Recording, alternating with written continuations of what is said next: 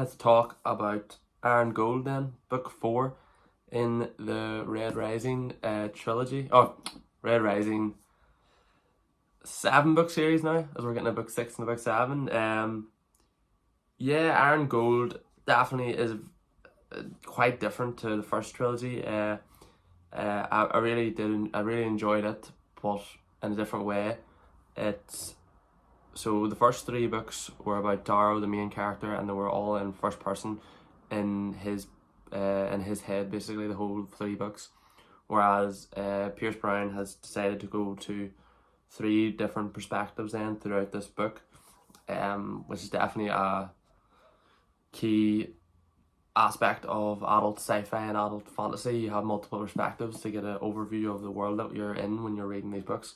So we have we have 3 different people who all come from 3 very different backgrounds and have their own stories and struggles. Darrow is still one of these perspectives. And we get to see then what other people in this world think about Darrow instead of how Darrow sees himself. And it's very interesting. It's really, really good, and it definitely ups the level when it comes to your reading and what you're thinking, and the complex relationships these people have with this massive identity that they see Darrow as a god, and what has to be said there. But and then once again we have another 100 pages added on to this book, which is really enjoyable, and just every page is a joy to read. It's a really, really enjoyable, fast-paced page turner. I know a lot of people actually didn't enjoy the 4th book, but it is really, what I've read online and on the Reddit, is that it's a setup book.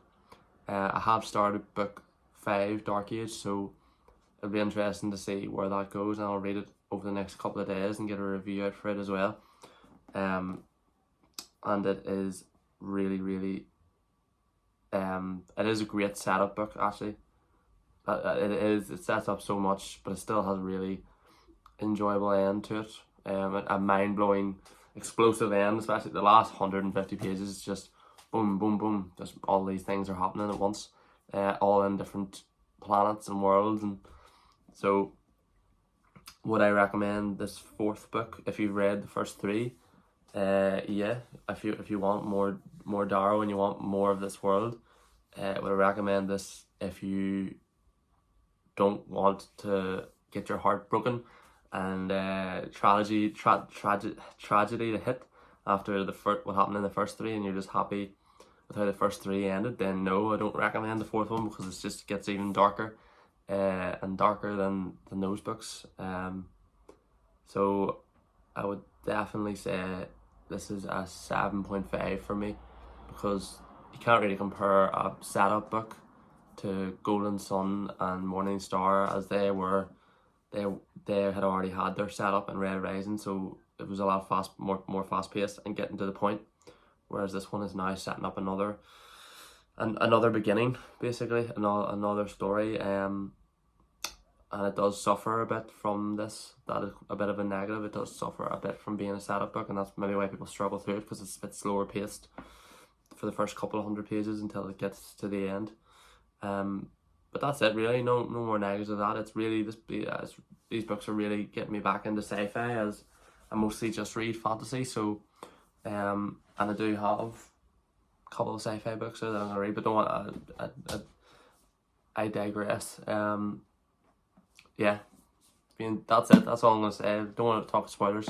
If you enjoyed this video, please hit the like button and subscribe if you're new here. And yeah, comment what you think of Iron Gold, if you're a fan or not. And if you've read the Red Rising series. But if you haven't read it, read the Red Rising series. I'll see you all again soon.